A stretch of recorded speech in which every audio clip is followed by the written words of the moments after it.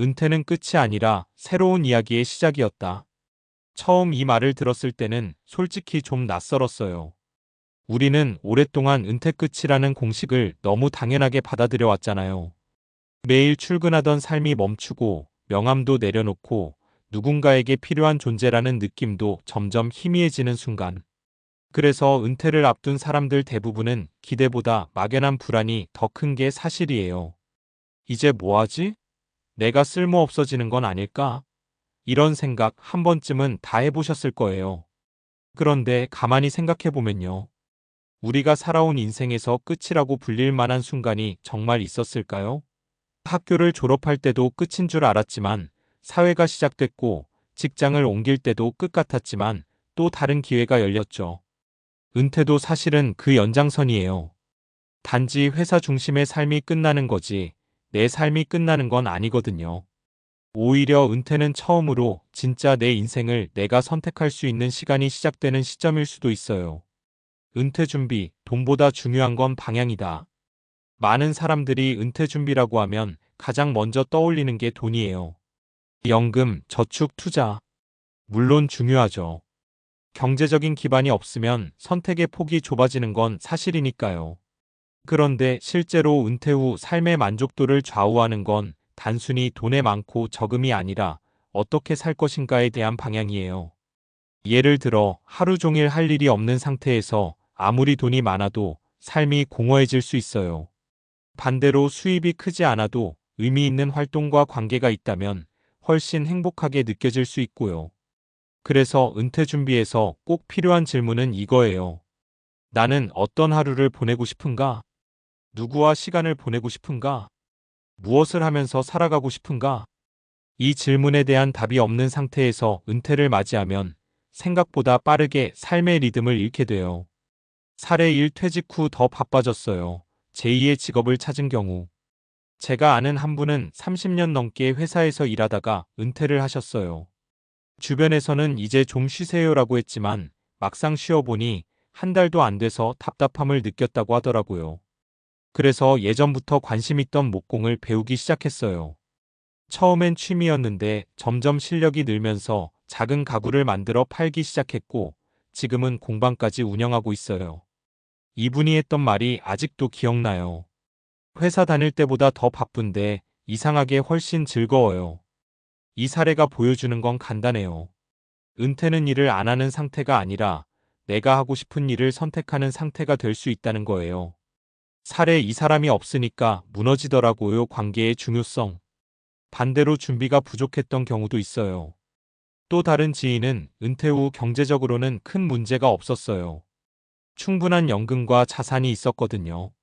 그런데 문제는 사람이었어요.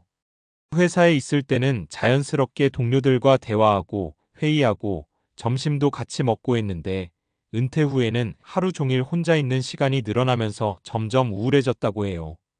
결국 지역 커뮤니티에 참여하고 동호회 활동을 시작하면서 조금씩 회복했어요. 이 경험이 말해주는 건 분명해요. 은퇴 후 삶에서 가장 중요한 자산 중 하나는 사람이라는 거예요. 돈은 생활을 유지해주지만 관계는 삶의 의미를 만들어주거든요. 사례 3 이제야 나를 알게 됐어요. 자기 탐색의 시간. 또 한 분은 은퇴 후 전혀 예상하지 못했던 길을 가셨어요. 평생을 숫자와 씨름하던 직장인이었는데 은퇴 후 글쓰기를 시작하신 거예요. 처음에는 일기처럼 쓰다가 점점 자신의 삶을 돌아보는 글을 쓰게 됐고 결국에는 책까지 출간하게 됐어요. 이분이 이런 말을 했어요. 그동안은 역할에 맞춰 살았다면 지금은 나로 살고 있어요. 은퇴는 이렇게 자기를 다시 만나는 시간이 될 수도 있어요. 우리가 바쁘게 살아오면서 미뤄뒀던 관심사, 꿈, 호기심을 다시 꺼내볼 수 있는 기회인 거죠. 은퇴 후 삶 결국은 설계의 문제다. 이 세 가지 사례를 보면 공통점이 있어요. 은퇴 이후 삶의 질은 우연이 아니라 준비와 선택에 의해 결정된다는 거예요. 은퇴 준비는 단순히 돈을 모으는 과정이 아니라 삶을 설계하는 과정이에요. 경제적인 준비는 기본이고, 시간 사용에 대한 계획이 필요하고, 관계를 유지하거나 새로 만드는 노력이 필요하고, 무엇보다 내가 어떤 사람으로 살고 싶은지에 대한 고민이 필요해요. 이걸 미리 고민해 본 사람과 그렇지 않은 사람의 은퇴 후 삶은 정말 크게 달라져요.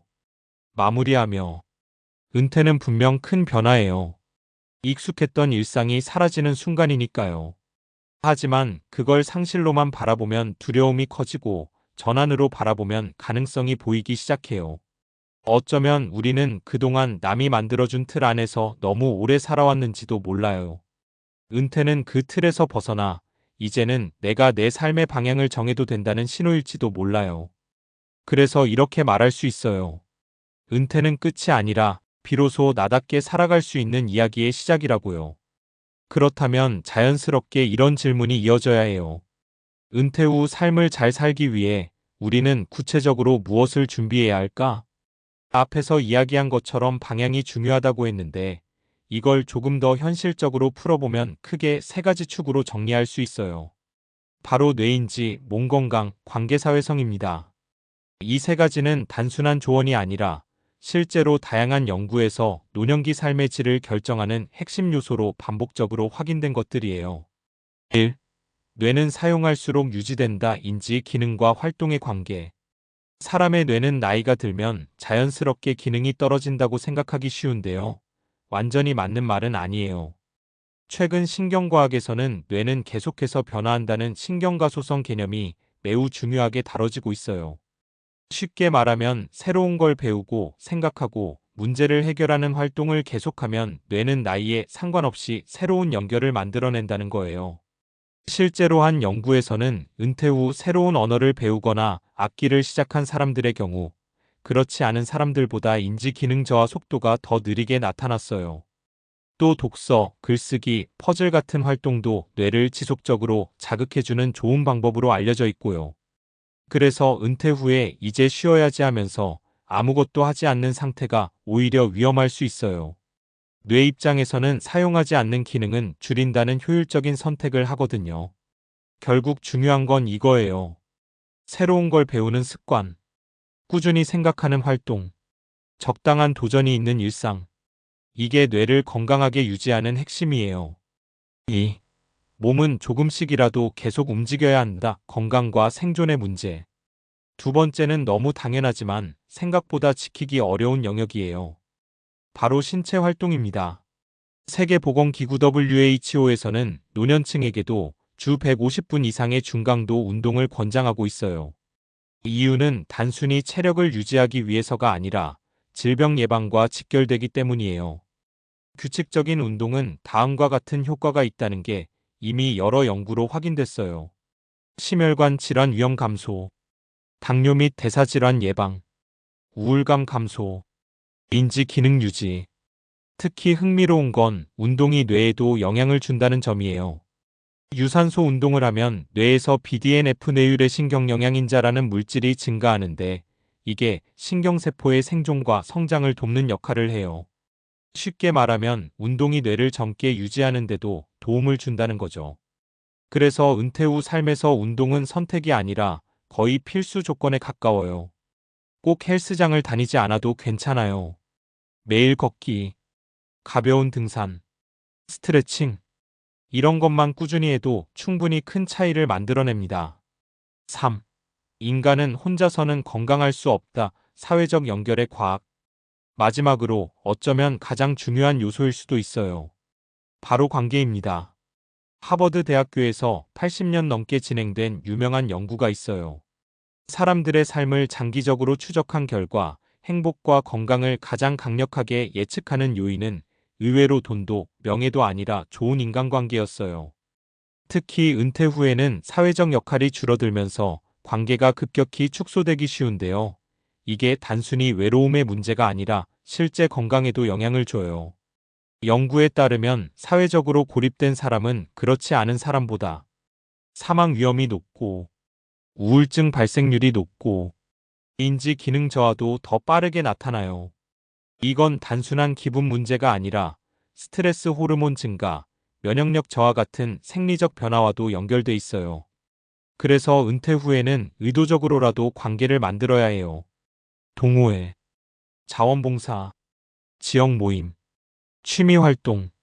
이런 활동들이 단순한 시간 보내기가 아니라 삶의 질을 지키는 중요한 장치가 되는 거예요. 결국 핵심은 이것이다. 여기까지 정리하면 은퇴 후 삶을 잘 살기 위한 구조가 꽤 명확해져요. 뇌를 쓰고, 몸을 움직이고, 사람과 연결되는 삶. 이 세 가지가 균형을 이루면 단순히 오래 사는 게 아니라 잘 살아가는 은퇴가 가능해져요. 다시 처음으로 돌아가 보면 은퇴는 끝이 아니라 새로운 이야기의 시작이었다. 이 말이 단순한 위로가 아니라 현실이 되려면 준비가 필요해요. 그 준비는 돈만이 아니라 삶의 방식 자체를 바꾸는 준비예요. 조금 냉정하게 말하면 아무 준비 없이 맞이한 은퇴는 여유가 아니라 공백이 될 가능성이 커요. 하지만 방향을 가지고 준비한 은퇴는 완전히 다른 모습이 됩니다. 이제 중요한 건 하나예요. 나는 어떤 은퇴를 살고 싶은가? 그 질문에 대한 답을 찾기 시작하는 순간 이미 당신의 새로운 이야기는 시작된 거라고 볼 수 있어요.